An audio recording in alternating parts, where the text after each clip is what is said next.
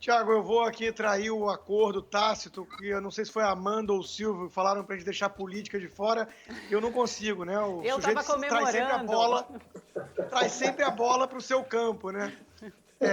Vamos lá, Tiago. A gente sabe que Olimpíadas, esporte, enfim, deveria ser uma coisa, né, de superação humana, de indivíduos ou no coletivo quando tem equipe e meritocracia e tudo mais. Mas a gente sabe também que existe politização, né? Para dar os exemplos mais óbvios, ditaduras usam seus esportes, né, para poder fazer uma espécie de guerra soft geopolítica. Cuba, China, Coreia do Norte sempre investiram muito nisso, né? E mesmo em democracias é natural que presidentes ou presidentas queiram explorar aí, se tiver algum tipo de vitória e tudo, para fins eleitorais. Como é que você enxerga isso? Isso é uma coisa que incomoda? Isso é uma coisa que os atletas, via de regra, deixam de lado, deixam separado? Como é que isso influi no dia a dia de vocês? Olha, Constantino, eu vejo assim que os atletas têm pouca participação, né, na política, enquanto atletas, né, enquanto estão atuando, né, porque acho que assim todo mundo está preocupado em ir lá e ver o atleta atuando e não ouvir a opinião do atleta enquanto a opinião dele, né, politicamente. Então, eu acho que o atleta ele consegue dividir muito bem, porque acho que o sonho é muito maior, né?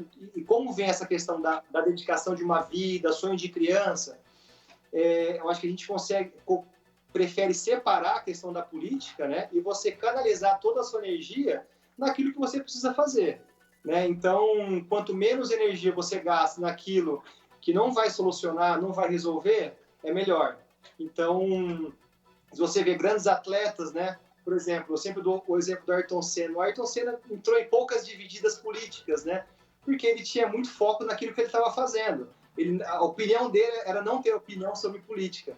Então, aí tem atletas que têm outras atitudes, né? Outros comportamentos.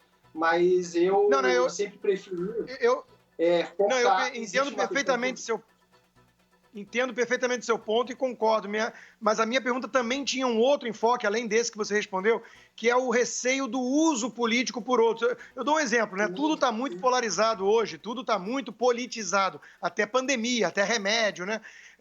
Isso assusta os atletas, quer dizer, de repente vai ter gente, por exemplo, torcendo contra o Brasil nas Olimpíadas porque acham que isso pode dar dividendos para o Bolsonaro. Era mais ou menos nessa linha também que eu queria explorar o assunto. Sim. Olha, Constantino, acho que a grande dificuldade da humanidade hoje é nós lidarmos com as diferenças, né? Eu não concordo 100% com meu pai, mas eu respeito meus pais. Eu não concordo 100% com a minha esposa, mas eu sou casado com ela, né? E a moeda sempre tem os dois lados, né? Todo mundo tem direito de ter uma opinião e de ter um lado. E todo mundo tem que se respeitar. Acho que isso, o mais importante é o respeito mútuo.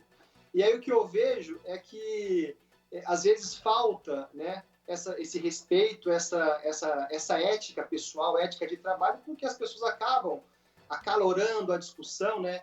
E entrando em esferas que não resolve nada. Recentemente eu tive em Brasília, né? Numa agenda com o presidente, e eu fui muito criticado, Constantino. Só que no passado eu também tive agenda com o presidente Lula e com o presidente Dilma, né? Nas voltas das minhas conquistas olímpicas. Né? Porque ele é o maior representante do Brasil. Então, acho que o atleta ele tem que entender, acho que a população também tem que entender. Né? O atleta é atleta do Brasil, medalhista olímpico do Brasil. Então, e nós estamos aqui para servir. Existe o nosso sonho, né, envolvido aqui, que é aquilo que eu faço para atingir os meus objetivos, né? Mas nós estamos representando o Brasil.